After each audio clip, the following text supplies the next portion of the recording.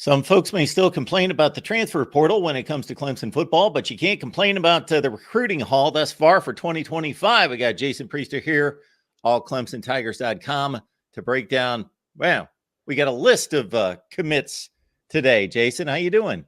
I'm doing pretty well, man. How about you? I am doing just fine. I guess I'll run them through and you can break them down for us. And I guess we could start with the most recent. Isaiah Campbell, 6th-rated defensive lineman in the country, 3rd-rated player in the state of North Carolina, and a top 100 player at number 67 in the composite. Yeah, another big-time get for Nick Eason and along that defensive line. Real versatile guy. Can play inside, can play outside. I remember the last time I talked to him, he said he thought he was fixing to start playing a little running back for his high school team. So, just another example of that versatility. But he's a guy I kind of been following for a while. I remember the first time he visited last spring, and he was just so blown away by the first visit. You could kind of tell, or you got the impression that Clemson was going to be a big-time player in his recruitment.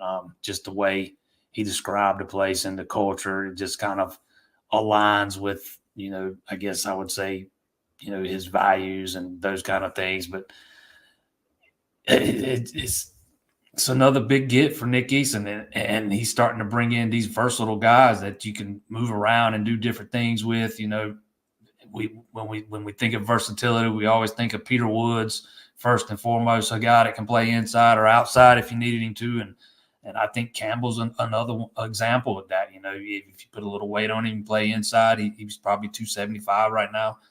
Line up play outside right now for you. It's just going to depend on where they want to slot him in and what they want to do with him. I looked up his stats, and they didn't jump off the page. They jumped off the page, and they slapped me in the face. Wow. Like a defensive lineman racking up 110 total tackles. Those are the guys that are supposed to tie up the blocks and not supposed to make all the tackles. He had 27 tackles for loss this last season and 16 sacks. And you've got 176 total tackles in his career, 45 tackles for loss. So he's just busting through the line, throwing people to the ground. Yeah, he's a guy, a high school guy that already plays with pretty good technique. He's got a very good quick first step. His eyes always seem to be in the right place. He uses his hands well. All those things you like out of defensive lineman. Very aggressive, really good against the run. There's not a lot of negatives you can point out about this kid. He's going to be really good. Jason Priester breaking things down for us. Catch his work on allclemsontigers.com, football and basketball. Please like the video as well while you're here. Braden Jacobs is the 14th rated offensive tackle in the country, and he's out of Georgia as a top 20 player in that state. Yeah, this is where the emphasis lies. You want to get back on track with your offensive line recruiting after Clemson had so many struggles in the 2024 cycle. They kind of ended with a little bang there, flipping Mason Wade from Duke. But you don't want to, you didn't get your first commitment last year till July. You don't want to get caught in that same boat again this year. So they've been very aggressive, kind of widening the net a little bit, or there were a bigger pool of guys they were targeting.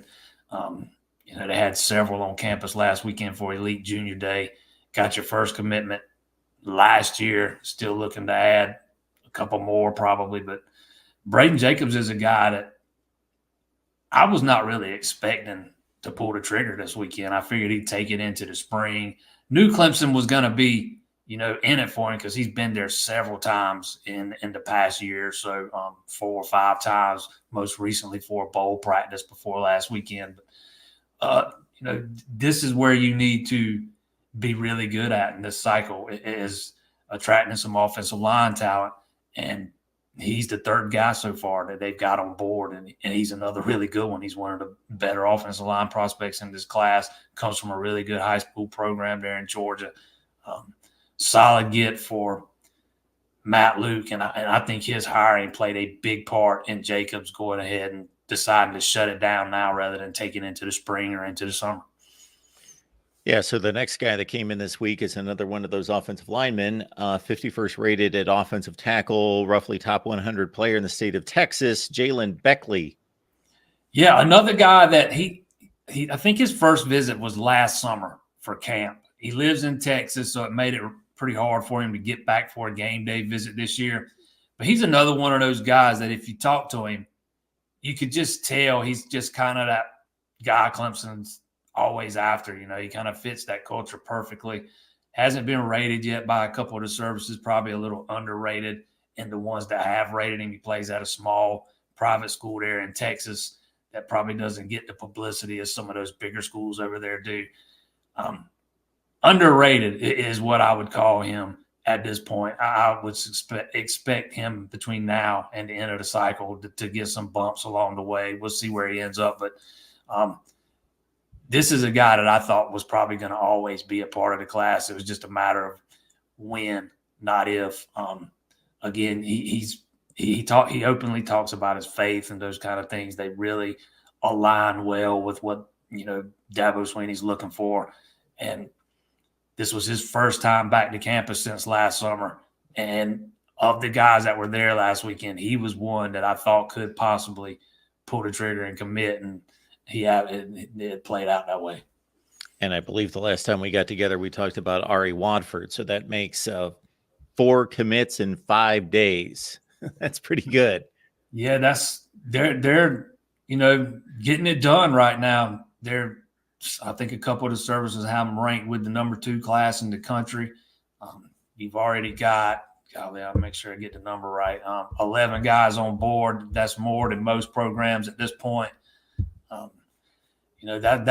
That's one reason why you went out and made changes at your offensive line coach and defensive end coach. You wanted it to pay off on the recruiting trail, and we're already seeing it pay off, particularly on the offensive line.